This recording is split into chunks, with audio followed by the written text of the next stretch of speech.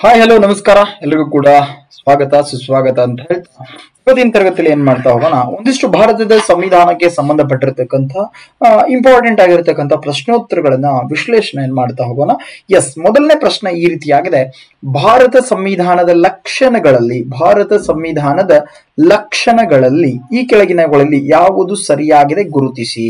ಇಲ್ಲೊಂದಿಷ್ಟು ಹೇಳಿಕೆಗಳನ್ನು ಕೊಟ್ಟಿದ್ದಾರೆ, ಅವು ಯಾವ ಭಾರತದ ಸಂವಿಧಾನ ಅಂತಕ್ಕಂಥದ್ರ ಬಗ್ಗೆ ಕೊಟ್ಟಿದ್ದಾರೆ. ವೆರಿ ಫಸ್ಟ್, ಬೃಹತ್ ಮತ್ತು ಲಿಖಿತ ಸಂವಿಧಾನ ಅಂತ ಇದೆ. ಮೂಲಭೂತ ಹಕ್ಕು ಮತ್ತು ಮೂಲಭೂತ ಕರ್ತವ್ಯಗಳು ಅಂತಕ್ಕಂಥದ್ದಿದೆ. ರಾಜನೀತಿ ನಿರ್ದೇಶಕ ತತ್ವಗಳು ಅಂತ ಇದೆ. ಏಕ ಪೌರತ್ವ ಇದೆ. ಜಾತ್ಯತೀತತೆ ಇದೆ. ಸ್ವತಂತ್ರ ನ್ಯಾಯಾಂಗ ಮತ್ತು ಅಖಿಲ ಭಾರತ ಸೇವೆಗಳಂತಿದೆ.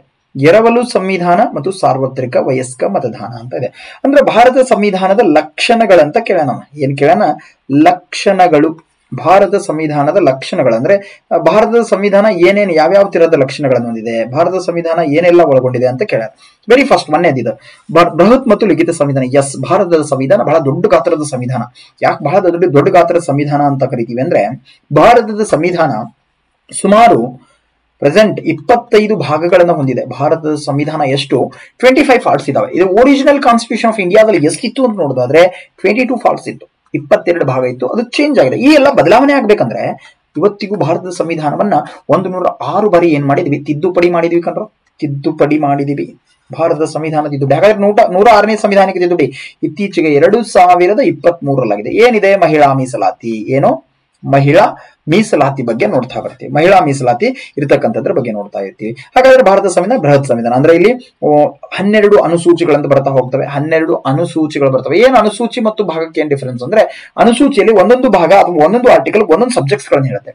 ಅಲ್ಲಿ ಇರದೇ ಇರತಕ್ಕಂತಹ ಅಡಿಷನಲ್ ಸಬ್ಜೆಕ್ಟ್ಸ್ ಎಲ್ಲಿ ಇರ್ತದೆ ಅಂದ್ರೆ ಅನುಸೂಚಿ ಒಳಗಿರ್ತದೆ. ಅಲ್ಲಿ ಯಾವುದೇ ರೀತಿಯಾದ ವಿಧಿ ಆಗ್ಲಿ ಅಥವಾ ಭಾಗ ಆಗ್ಲಿ ಆರ್ಟಿಕಲ್ ಆಗ್ಲಿ ಇರೋದಿಲ್ಲ. ಸೊ ಅದು ಅಡಿಷನಲ್ ಇನ್ಫಾರ್ಮೇಶನ್. ಅದು ಅದಾದ್ಮೇಲೆ ಲಿಖಿತ ಸಂವಿಧಾನ ಅಂತ ಇದೆ. ಇದು ಒಂದೇ ರೈಟ್. ಏನು ಲಿಖಿತ ಸಂವಿಧಾನ? Written constitution. ಭಾರತದ ಸಂವಿಧಾನವನ್ನ ಬರೆಯಲಾಗಿದೆ, ಬರಹ ರೂಪದಲ್ಲಿ ಬರೆದಿದ್ದೀವಿ. ಯಾವ್ದನ್ನ? ಕಾನ್ಸ್ಟಿಟ್ಯೂಷನ್ ಆಫ್ ಇಂಡಿಯಾನನ್ನ. ಸೊ ಅದನ್ನ ಇಂಗ್ಲಿಷ್ ಅಲ್ಲಿ ಯಾವ ಭಾಷೆಯಲ್ಲಿ ಬರೆದ್ವಿ ಅಂತಂದ್ರೆ ಇಂಗ್ಲಿಷ್.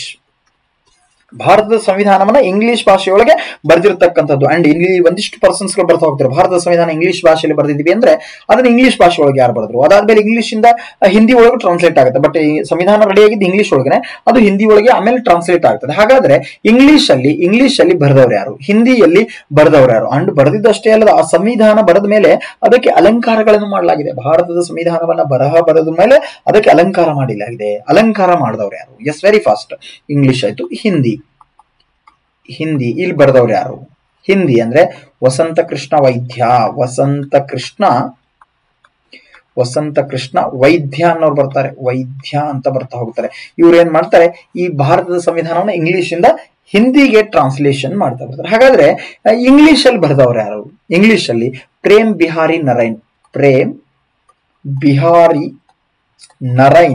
ನರೈನ್ ಕ್ರಿಕೆಟರ್ ಅದಲ್ಲ, ಆ ನರೈನ್ ರಜೈಡಾ ಅಂತ ಬರ್ತದ. ಇವ್ರು ಬರೀತಾರೆ. ಹಾಗಾದ್ರೆ ಇದಕ್ಕೆ ಚಿತ್ರಾಲಂಕಾರ ಮಾಡಿದ್ರು ಅಂತ ಹೇಳಿದ್ವಿ. ಚಿತ್ರಗಳ ಅಲಂಕಾರ ಮಾಡಿದ್ರು. ಯಾರು ಮಾಡಿದ್ರು ಅಂದ್ರೆ ಒಂದು ನಂದಾಲಾಲ್ ಬೋಸ್ ಅಂತ ಬರ್ತಾರೆ. ನಂದಾಲಾಲ್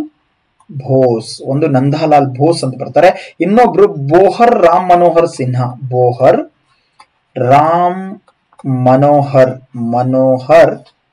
ಸಿನ್ಹಾ ಅಂತ ಬರ್ತಾರೆ. ಇವ್ರೇನ್ ಮಾಡ್ತಾರೆ? ಸಂವಿಧಾನವನ್ನು ಬರೆದ್ರು. ರಿಟರ್ನ್ ಕಾನ್ಸ್ಟಿಟ್ಯೂಷನ್ ಲಿಖಿತ ಅಂದ್ರೆ ಅನ್ರಿಟರ್ನ್ ಕಾನ್ಸ್ಟಿಟ್ಯೂಷನ್ ಬರಹ ರೂಪದಲ್ಲಿ ಇರಲ್ಲ ಅಂತ ಅನ್ಕೊಂತೀರೇನೋ. For example United Kingdom, UK United Kingdom ಅಂದ್ರೆ ಅದು ಬರಹ ರೂಪದಲ್ಲಿ ಇಲ್ಲ ಅಂತ ಅನ್ಕೊಂಡಿರೇನೋ. ಇಲ್ಲ, ಅದು ಕೂಡ ಬರಹ ರೂಪದಲ್ಲಿ ಇರ್ತದೆ. ಅಂದ್ರೆ ರಿಟರ್ನ್ ಇರ್ತದೆ.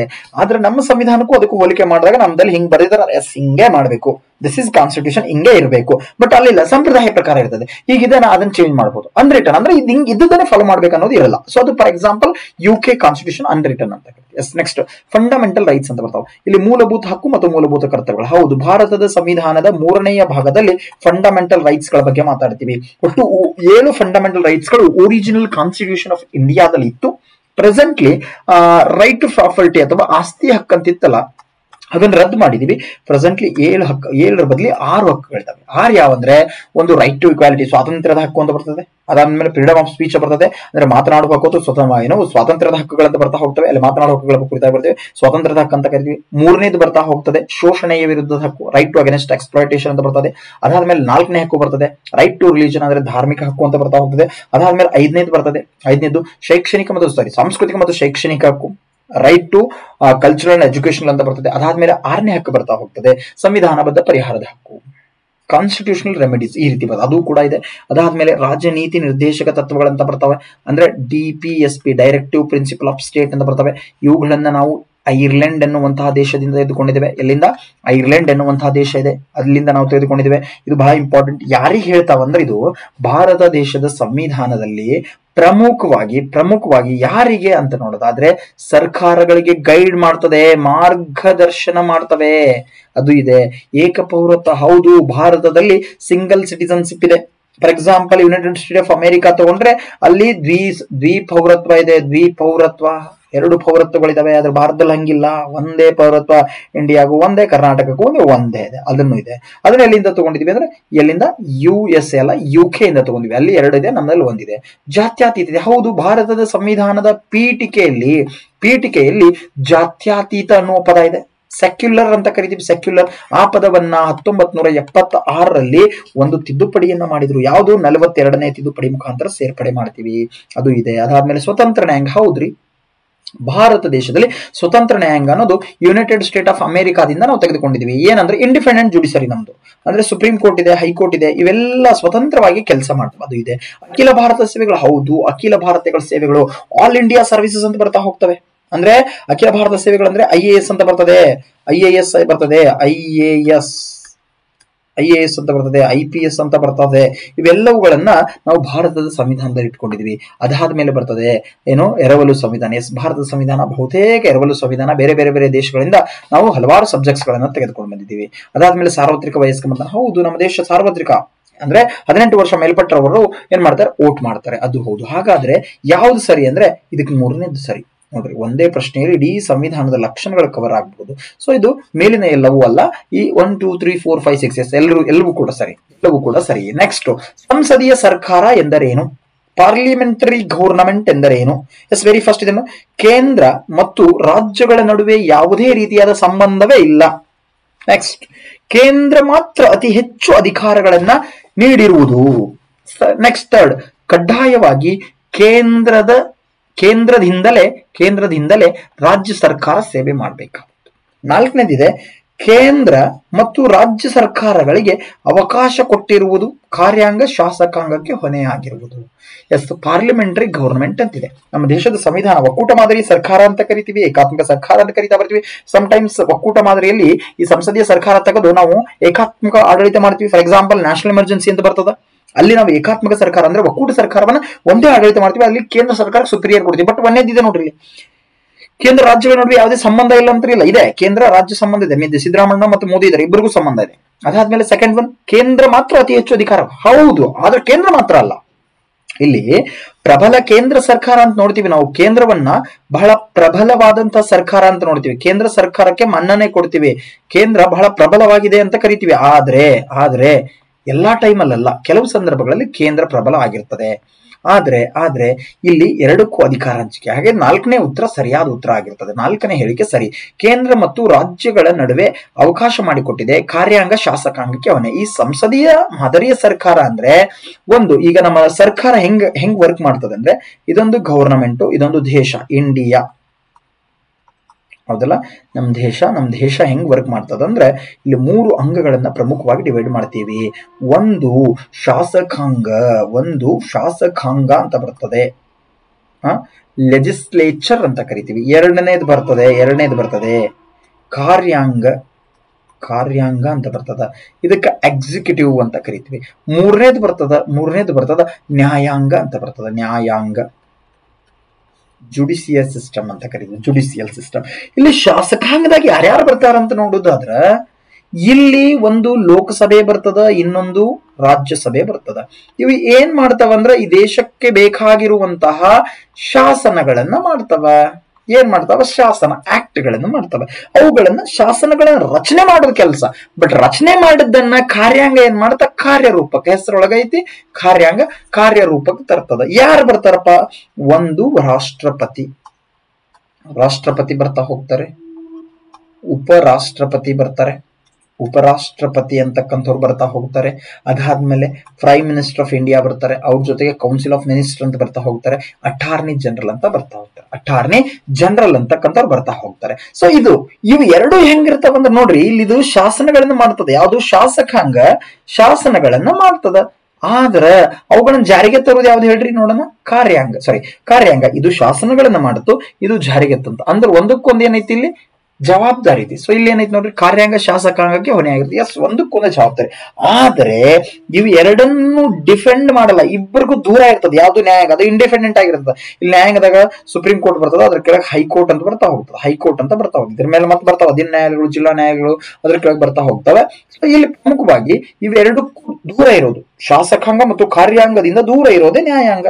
ಸೊ ಸಂಸದೀಯ ಮಾದರಿಯ ಸರ್ಕಾರದಲ್ಲಿ ಶಾಸಕಾಂಗ ಕಾರ್ಯಾಂಗಕ್ಕೆ ಏನಾಗಿರ್ತದೆ, ಜವಾಬ್ದಾರಿ ಆಗಿರ್ತದೆ. ಮತ್ತೆ ಇಲ್ಲಿ ಏನ್ ಬರ್ತದೆ, ಒಬ್ಬ ನಾಮಿನಲ್ ಹೆಡ್ ಬರ್ತಾನ, ಅಂದ್ರೆ ನಾಮ ಮಾತ್ರ ಕಾರ್ಯಾಂಗದ ಮುಖ್ಯಸ್ಥ, ನಾಮ ಮಾತ್ರ ಅಂತ ಒಬ್ಬ ಬರ್ತಾನೆ.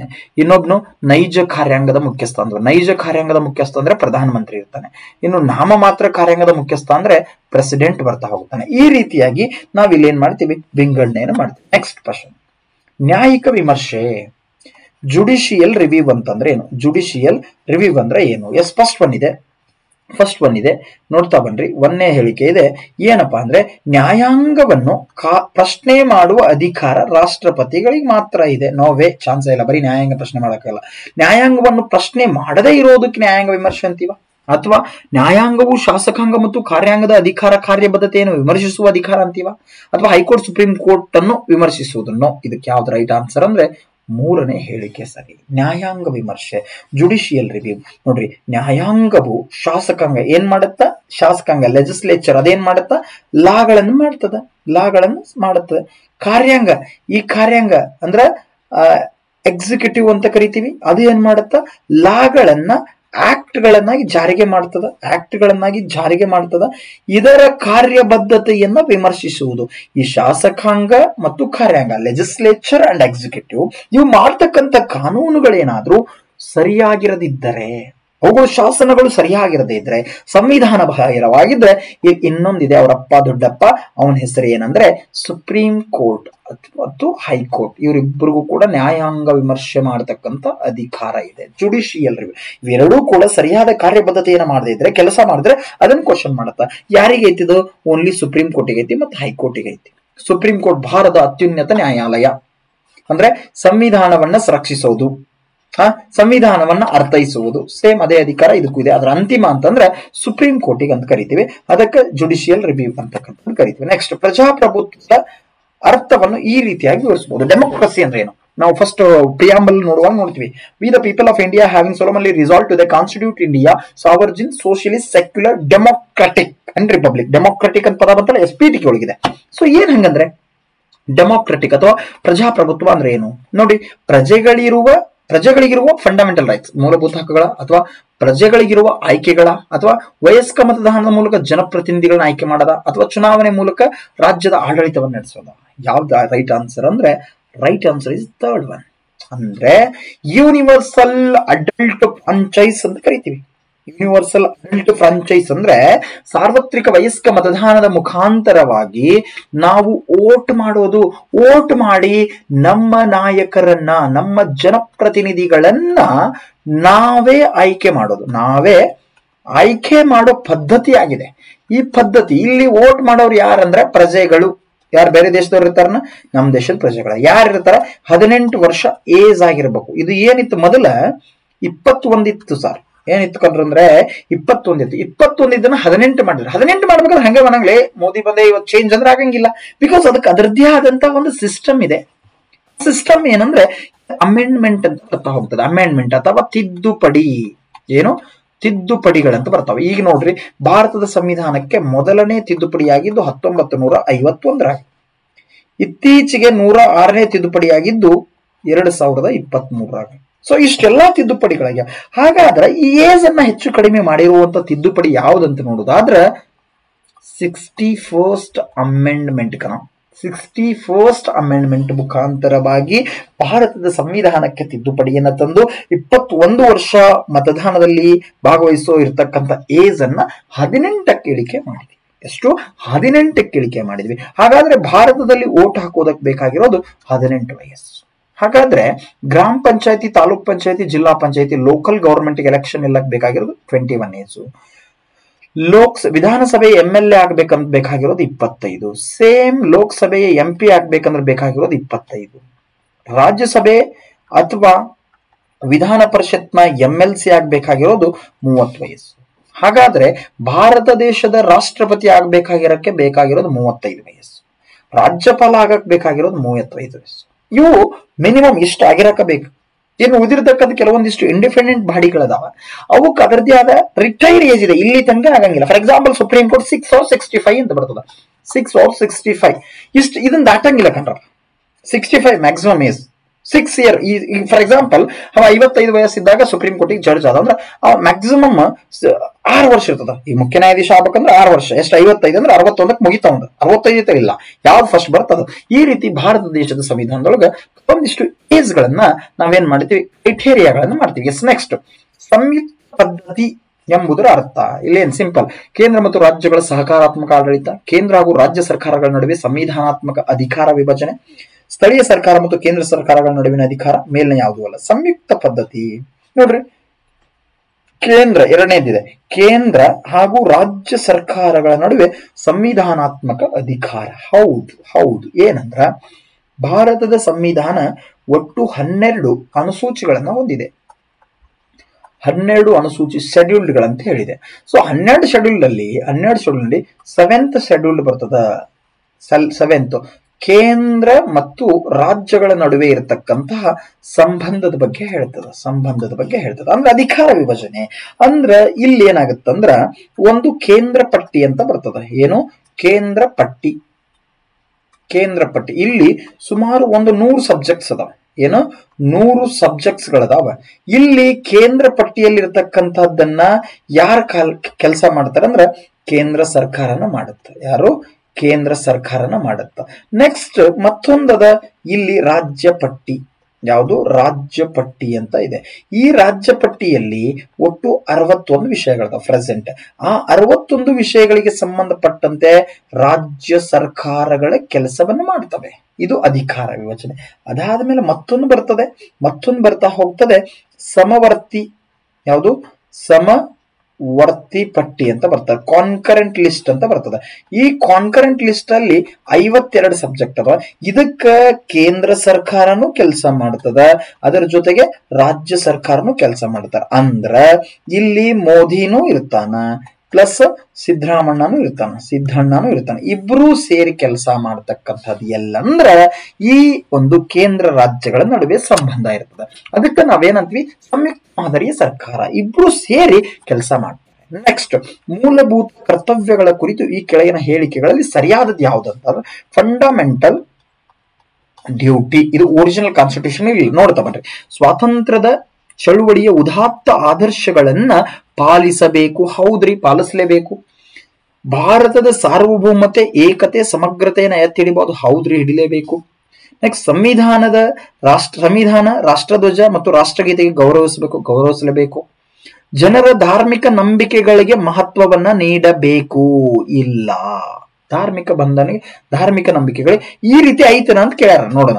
ನೆಕ್ಸ್ಟ್ ವೈಜ್ಞಾನಿಕ ಹಾಗೂ ಮಾನವೀಯ ವಿಚಾರ ಮತ್ತು ಸುಧಾರಣಾ ಮನೋಭಾವನೆಗಳನ್ನು ಬೆಳೆಸಬೇಕು. ಅದಾದ್ಮೇಲೆ ಪೋಷಕರು 14 ವರ್ಷದ ಮಕ್ಕಳಿಗೆ ಪಾಲಕರ ಶಿಕ್ಷಣವನ್ನು ಕೊಡಿಸ್ಬೇಕು. ಇದ್ರೊಳಗೆ ಯಾವ್ದಾವ್ದು ರೆಡಿ ಅಂತ ನೋಡ್ತಾ ಬಂದ್ರೆ 1, 2, 3, 4, 5, 6 1, 2, 3, 5 and 6 1, 2, 3, 5, 6 ಎಲ್ಲ ಐತ್ ನೋಡ್ರಿ. ಎಸ್, ಇಲ್ಲ ಐತ್ ನೋಡ. This is right. ಅಂದ್ರೆ ಫಂಡಮೆಂಟಲ್ ರೈಟ್ ಬಗ್ಗೆ ಎಲ್ಲ ಐತ್ರಪ್ಪ. ಇದಂದ್ರೆ ನಿಮ್ಮನೆ ಎಲ್ಲ ಐತಿ, ಒಂದ್ ಕಡೆ ಇರ್ತಿಲ್ಲ. ಹಂಗ ಫಂಡಮೆಂಟಲ್ ಡ್ಯೂಟಿ ಅನ್ನೋದು ಒರಿಜಿನಲ್ ಕಾನ್ಸ್ಟಿಟ್ಯೂಷನ್ ಇರ್ಲಿಲ್ಲ. 1950ಕ್ಕ ಜನವರಿ 26ಕ್ಕೆ ನಮ್ಮ ಸಂವಿಧಾನ ಜಾರಿಗೆ ಬಂತಲ್ಲ, ಅವತ್ತು ಫಂಡಮೆಂಟಲ್ ರೈಟ್ ಅನ್ನೋ ಚಾಪ್ಟರ್ ಇರ್ಲಿಲ್ಲ. ನೋ, ಅದು ಯಾವಾಗ ಬಂತಂದ್ರ 1975 ಏನಾಗುತ್ತಂದ್ರ ಎಮರ್ಜೆನ್ಸಿ ಬರ್ತದ. ನ್ಯಾಷನಲ್ ಎಮರ್ಜೆನ್ಸಿ ಅಂತ ಇಂದಿರಾ ಗಾಂಧಿ ಅವ್ರು ಹಾಕ್ತಾ ಬರ್ತಾರ. ಏನ್ ಹಾಕ್ತಾರ ಅಂದ್ರೆ ಆಂತರಿಕ ದಂಗೆ ಅಂತ ಇರ್ತದ. ಅವಾಗ ಈಗ ಏನಾಗಿದೆ, ಆರ್ಮ್ ರೆಬಿಲಿಯನ್ ಅಂದ್ರೆ ಅವಾಗ ಎಮರ್ಜೆನ್ಸಿ ಹಾಕ್ತಾರ. ಹಾಕಿದಾಗ ಜನ ಹೆಂಗ್ ಬೇಕು ಹಂಗ ರಿಯಾಕ್ಟ್ ಮಾಡ್ಬಿಡ್ತದ. ಎಲ್ಲಿ ಬೇಕಲ್ಲಿ ಸಾರ್ವಜನಿಕ ಆಸ್ತಿ ಹಾಳು ಮಾಡೋದು, ಏನೇನೋ ಎಕ್ಸೆಟ್ರಾ ನಡೀತದ. ಅವಾಗ ಅವ್ರು ಏನ್ ಮಾಡ್ತಾರ, ಸರ್ದಾರ್ ಸ್ವರ್ಣ ಸಿಂಗ್ ಅಂತ ಒಬ್ಬ ಮನುಷ್ಯನ ಕರೀತಾರೆ. ಸರ್ದಾರ್ ಸ್ವರ್ಣ ಸಿಂಗ್ ಅಂತ ಇರ್ತಾನ, ಅವ್ನ್ ಕರೆದು ಹೇಳ್ತಾರ ಬಾರಪ್ಪ ಇಲ್ಲಿ ಅಂತಾನ. ಏನ್ರಿ ಮೇಡಮ್ ಅಂತ ಹೇಳ್ತಾರ, ಬಾ ಇಲ್ಲಿ ಅಂತೇಳಿ ಚಾ ಕುಡಿಸ್ತಾರ. ಚಾ ಕುಡಿಸಿ ಕರೆದು ಮಾತಾಡ್ತಾರ. ಏನಂದ್ರೆ ಈ ದೇಶದಾಗ ಸಂವಿಧಾನದೊಳಗೆ ಎಲ್ಲಾ ಕೊಟ್ಟಿವಿ, ಆದ್ರೆ ಈ ನಮ್ ಜನರಿಂದ ನಾವು ದೇಶಕ್ಕೆ ಏನ್ರ ಮಾಡ್ಬೇಕಲ್ಲ ಅನ್ನೋದ್ರ ಬಗ್ಗೆ ನಾವೇನು ಕೊಟ್ಟಿಲ್ಲ, ಅದಕ್ಕೆ ಏನ್ರ ಮಾಡೋನಿಲ್ಲ ಅಂದಾಗ ಆಯ್ತಲ್ರಿ ಮೇಡಮ್ ನಾ ಮಾಡ್ತೀನಿ ಅಂತ. ಆಯ್ತು ಏನ್ರ ಮಾಡಪ್ಪ ಅಂತ ಒಂದಿಟ್ಟು ಖರ್ಚಿಗೆ ರೊಕ್ಕ ಕೊಟ್ಟು ಕಳಿಸ್ತಾರ. ಅವ ದೇಶ ಹೊರಗೆ ಹೋಗಿ ನೋಡ್ತಾನ, ಹೌದಲ್ಲ ಹಿಂಗ ಎಲ್ಲರ ಐತನ ಅಂತ ನೋಡ್ತಾನ. ಎಸ್ ಇತ್ತು, ಜಪಾನ್ ದೇಶದೊಳಗ ಆಲ್ರೆಡಿ ಏನಿತ್ತು, ಜಪಾನ್ ಒಳಗ ಕರ್ತವ್ಯಗಳಿತ್ತು. ಯಾಕೆ ಇವ್ ಮನಸ್ಸು ಬರಲಿಲ್ಲ ಜಪಾನ್, ಬ್ಯಾಡ್ ತಡಿ ಅಂತ ಹೇಳ್ತಾನ. ನೆಕ್ಸ್ಟ್ USSR ಅಥವಾ USSR ಅಥವಾ ರಷ್ಯಾ ಅನ್ನುವಂಥ ದೇಶ ಆಯ್ತು. ರಷ್ಯಾದೊಳಗೆ ಏನಿತ್ತಂದ್ರ ಫಂಡಮೆಂಟಲ್ ಡ್ಯೂಟೀಸ್ ಇತ್ತು. ಹೌದಲ್ಲ ಇದು ಇಂಡಿಯಾಕ್ ಚಲೋ ಅನ್ಸುತ್ತ ಅಂತ ಹೇಳಿ ಅಲ್ಲಿಂದ ತಗೊಂಡು ಇಂಡಿಯಾಕ್ ಬರ್ತಾನ. ಇಂಡಿಯಾದಾಗ ನೋಡ್ತಾನ, ಎಸ್ ಇಲ್ಲಿ ಏನೆಲ್ಲ ಭಾಷೆ ಜಲ ಇದೆಲ್ಲದಕ್ಕೂ ಅರ್ಥ ಆಗುವಂಗೆ ಒಟ್ಟು 8 ಫಂಡಮೆಂಟಲ್ ಡ್ಯೂಟಿಗಳನ್ನ ಸಜೆಸ್ಟ್ ಮಾಡ್ತಾನ. ಅದ್ರೊಳಗೆ ಟ್ಯಾಕ್ಸ್ ಹಾಕೋದಿರ್ತದೆ, ಇಲ್ಲಿ ಇರ್ತಕ್ಕಂಥ ಅಂಶಗಳು ಇರ್ತಕ್ಕಂಥದ್ದು ಹೇಳ್ತಾನ. ಬಟ್ ಇಂದಿರಾಕ್ಕ ಫೈನಲಿ 1976 ಒಂದು ಅಮೆಂಡ್ಮೆಂಟ್ ತರ್ತಾಳ. ಅಲ್ಲಿ ಒಟ್ಟು 10 ಮೂಲಭೂತ ಕರ್ತವ್ಯಗಳನ್ನು ಜಾರಿಗೆ ತರ್ತಾರ. ಉದಾಹರಣೆಗೆ ನಮ್ಮ ಸಂವಿಧಾನ, ರಾಷ್ಟ್ರಧ್ವಜ, ರಾಷ್ಟ್ರಗೀತಕ್ಕೆ ಗೌರವ ಕೊಡ್ಬೇಕಂತ ಹೇಳ್ತಾಳೆ. ಸಂವಿಧಾನದ ಸ್ವತಂತ್ರ ಹೋರಾಟದ ಉದಾತ್ತ ಆದರ್ಶಗಳನ್ನು ಫಾಲೋ ಮಾಡ್ಬೇಕಂತ ಹೇಳ್ತಾಳೆ. ಸಾರ್ವಭೌಮತ್ವ, ಸಮಗ್ರತೆಯನ್ನು ಕಾಪಾಡತಕ್ಕಂಥ, ಅಖಂಡತೆಯನ್ನು ಕಾಪಾಡತಕ್ಕಂಥ, ಅದನ್ನು ಎತ್ತಿ ಹಿಡಿಬೇಕಂತ ತತ್ವಗಳು ಈ ತರ ಬರ್ತಾ ಹೋಗ್ತಾವ. ಅದ್ರೊಳಗೆ ಇದು ಇಲ್ಲ, ಧಾರ್ಮಿಕ ನಂಬಿಕೆಗಳ ಬಗ್ಗೆ ಇಲ್ಲೂ ಇಲ್ಲ. ಅದಾದ್ಮೇಲೆ ಇದೇನಿತ್ಲ 11ನೇದ್ದು 2002ರೊಳಗ ನಮ್ಮ ವಾಜಪೇಯಿ ಸರ್ಕಾರ 11ನೇ ಕರ್ತವ್ಯವಾಗಿ ಸೇರಿಸುತ್ತಾ. ಅಂಡ್ ಎಜುಕೇಶನ್ ಅನ್ನ 21A ಒಳಗೆ ಸೇರ್ಕೊಂಡು ಫಂಡಮೆಂಟಲ್ ರೈಟ್ ಅನ್ನಾಗಿ ಎಜುಕೇಶನ್ ಅನ್ನ ಇದು ಮಾಡ್ತದ. ಸೊ ಅದನ್ನ ನೋಡ್ತೀವಿ. ಅದಾದ್ಮೇಲೆ ಸಂವಿಧಾನದ ಭಾಗ 2ರಲ್ಲಿ ಪೌರತ್ವದ ಕುರಿತು ತಿಳಿಸುವ ವಿಧಿಗಳು. ಎಸ್, ಭಾರತದ ಸಂವಿಧಾನದೊಳಗೆ ನೋಡ್ರಿ 6ರಿಂದ 12, 5ರಿಂದ 11, 5ರಿಂದ 10, 5ರಿಂದ 13 ಎಲ್ಲಿ ತಗ ಬರ್ತದ. ಇದು ಸೆಕೆಂಡ್ ಇಸ್ ರೈಟ್ ಅಂದ್ರ ಪೌರತ್ವ ಸಿಟಿಸನ್ ಅಂತ ಕರಿತೀವಿ. ಯಾರಿಗೆ ಕರಿತೀವಿ ನಾವು? ನಾನು ಇಂಡಿಯನ್. ಹೌದು, ಏನ್ ಪ್ರೂಫ್ ಸರ್? ಆಧಾರ್ ಕಾರ್ಡ್ ಐತ್ರಿ. ಆಧಾರ್ ಈಗ ಬಂದೈತು ರಜಾ 2016-17 ಅದಕ್ಕೆ ಮೊದಲ sir voter ID. Sir voter ID 1993 ಬಂದೈತಿ. ಸರ್ ಒಂದು ಹೊಲ ಐತಿ ಸರ್, 10 ಎಕರೆ ಹೊಲ ಐತಿ. ಈ ಸದ್ಯಕ್ಕೆ ಇನ್ನೊಬ್ಬ ಬರ್ತಾನೆ ಹೊಲ ಹಿಡಿತಾನೆ, ನಾವು ಇಂಡಿಯನ್ ಅನ್ನಕ್ಕಾಗಲ್ಲ. ಅದಕ್ಕೆ ಪೌರತ್ವದ ಕುರಿತು ಒಂದಿಷ್ಟು ವಿಧಿಗಳನ್ನ ಹೇಳ್ತಾ ಬರ್ತೀವಿ. ಭಾರತದ ಸಂವಿಧಾನದ 5ನೇ ವಿಧಿಯಿಂದ 11ನೇ ವಿಧಿ ತಕ ಬರ್ತಾ ಹೋಗ್ತಾ. ಫಾರ್ ಎಕ್ಸಾಂಪಲ್ ಆರ್ಟಿಕಲ್ 5 ಏನ್ ಹೇಳುತ್ತಾ, ಸಂವಿಧಾನ ಪ್ರಾರಂಭ ಯಾವಾಗಾಯ್ತು? 1950 ಜನವರಿ 26 ಅವಾಗ ಯಾರ್ಯಾರಿಗೆ ಸಿಟಿಸನ್ಶಿಪ್ ನೀಡ್ಬೇಕು ಅನ್ನೋದ್ರ ಬಗ್ಗೆ ಹೇಳುತ್ತಾ. 6ನೇದ್ದು ಹೇಳುತ್ತಾ, ಪಾಕಿಸ್ತಾನದಿಂದ ಭಾರತಕ್ಕೆ ಬಂದವರಿಗೆ ಪೌರತ್ವ ನೀಡೋದ್ರ ಬಗ್ಗೆ ಹೇಳುತ್ತೆ. ಯಾರ್ಯಾರಿಗೆ ಅಂತ ಹೇಳ್ತಾ ಹೋಗ್ತಾ. ಅವತ್ತಿಂದ ಇದಕ್ಕೆ ತಾತ್ಕಾಲಿಕವಾಗಿರ್ತಾವೆ, ಇವು ಫರ್ಮೆಂಟ್ ಆಗಿರ್ತಕ್ಕಂಥವಲ್ಲ. ಈಗ ಮತ್ತೆ ಚೇಂಜ್ ಮಾಡ್ಕೊಂಡಿನು ಅದನ್ನ ಹೇಳ್ತಾ. ಅಂದ್ರೆ ಫಾರ್ ಎಕ್ಸಾಂಪಲ್ ಒಂದು ಡೇಟ್ ಕೊಡ್ತಾರೆ, 1948 ಜುಲೈ 18 ನಂತರದಲ್ಲಿ ಬಂದವ್ರಿಗೆ ನೀಡಲ್ಲ, ಅದ್ರೊಳಗೆ ಬಂದವರು ಅದ್ರ ಮೇಲೆ ಬಂದಿರತಕ್ಕಂಥವ್ರು ಇಲ್ಲಿ ಇರಬೇಕು, ಇಲ್ಲೇ ಇರಬೇಕು ಅನ್ನೋದಿರ್ಬೇಕು. 6 ಮಂತ್ಸ್ ಇದ್ಮೇಲೆ ಕೊಡ್ಬೇಕಂತ ಹೇಳ್ತಾರೆ. ಯಾಕಂದ್ರೆ ಅಖಂಡ ಭಾರತ ವಿಭಜನೆ ಆಗಿರ್ತದೆ. ವಿಭಜನೆಗೆ ಒಂದಿಷ್ಟು ಜನ ಅಲ್ಲಿ ಇರ್ತಾರೆ, ಒಂದಿಷ್ಟು ಜನ ಇರ್ತಾರೆ. ಅವ್ರಿಬ್ರು ಸೇರಿಸಿ ಯಾವ ದೇಶಕ್ಕೆ ಬರ್ತಾರೆ ಅವ್ರು ಕೊಡ್ಬೇಕಂತ ರೂಲ್ ಇರ್ತದೆ. ಅದಾದ್ಮೇಲೆ 7 ಪಾಕಿಸ್ತಾನಕ್ಕೆ ವಲಸೆ ಹೋಗಿ ಪುನಃ ಭಾರತಕ್ಕೆ ಬಂದಿರತಕ್ಕಂಥ, ಭಾರತಕ್ಕೆ ಯಾರು ಬಂದಾರಲ್ಲ ಅವ್ರ ಬಗ್ಗೆ ಹೇಳುತ್ತಾ, ಅವ್ರಿಗೆ ಕೊಡ್ಬೇಕು ಬೇಡ ಅಂತ ಹೇಳುತ್ತಾ. ಅದಾದ್ಮೇಲೆ 8ನೇದು ಹೇಳುತ್ತಾ, PIO ಅಂತ ಹೇಳ್ತಾ, ಪರ್ಸನ್ ಆಫ್ ಇಂಡಿಯನ್ ಒರಿಜಿನ್, ಭಾರತೀಯ ಮೂಲದ ವ್ಯಕ್ತಿಗಳಿದ್ದಲ್ಲ ಅವ್ರಿಗೆ ಪೌರತ್ವವನ್ನು ಕೊಡ್ಬೇಕನ್ನೋದ್ರ ಬಗ್ಗೆ ಹೇಳ್ತಾ. ಆರ್ಟಿಕಲ್ 9 ಹೇಳ್ತಾ ಬರ್ತದ. ಆರ್ಟಿಕಲ್ 9 ಏನಂದ್ರೆ, ಒಬ್ಬ ವ್ಯಕ್ತಿ, ಭಾರತೀಯ ವ್ಯಕ್ತಿ ಬೇರೊಂದು ದೇಶದ ಪೌರತ್ವವನ್ನು ಪಡ್ಕೊಂಡಿದ್ರೆ ಅವನು ಭಾರತ ದೇಶದಾಗ ಕಿತ್ತೋಗಿ ಅಂತ ಹೇಳುತ್ತ. ಅದಾದ್ಮೇಲೆ ಆರ್ಟಿಕಲ್ 10 ಹೇಳುತ್ತ. ಆರ್ಟಿಕಲ್ 10 ಪೌರತ್ವವನ್ನ ಮುಂದುವರಿಸುವ ಕುರಿತು. ಅಂದ್ರೆ ಪೌರತ್ವ ಏನ್ ಕೊಟ್ಟಿರ್ತೀವಲ್ಲ ಯಾರ್ಯಾರಿಗೆ, ಅದನ್ನ ಕಂಟಿನ್ಯೂಟಿ ಮಾಡೋದು, ಮುಂದುವರಿಸೋದಕ್ಕೆ ಏನೆಲ್ಲ ಮಾಡ್ಬೇಕಂತ ಹೇಳುತ್ತೆ. ಲಾಸ್ಟ್ ಹೇಳತ್ತ 11 ಇಲ್ಲಿ ಮೇಲೆ ಬರೀತೀನಿ. 11 ಹೇಳುತ್ತಾ, ಸಿಟಿಸನ್ಶಿಪ್ ಕುರಿತಾಗಿ, ಪೌರತ್ವದ ಕುರಿತಾಗಿ ಸಂಸತ್ತಿನ ಅಧಿಕಾರಗಳಂತ ಇಲ್ಲಿ ಬರ್ತಾ ಹೋಗುತ್ತೆ. ಸಂಸತ್ ಏನ್ ಮಾಡ್ಬೋದಪ್ಪ? ಈ ಫಂಡಮೆಂಟಲ್ ರೈಟ್, ಪೌರತ್ವದ ಕುರಿತಾಗಿ ಕಾಯ್ದೆ ಕಾನೂನುಗಳನ್ನ ಮಾಡುವಂಥದ್ದು ಯಾರಿಗೈತಂದ್ರ ಈ ಒಂದು ಸಂಸತ್ತಿಗಿದೆ ಅಂತ ನೋಡ್ತೇವೆ. ಮತ್ತೆ ನೆಕ್ಸ್ಟ್ ಕ್ಲಾಸ್ ಅಲ್ಲಿ ನೋಡ್ತಾ ಹೋಗೋಣ.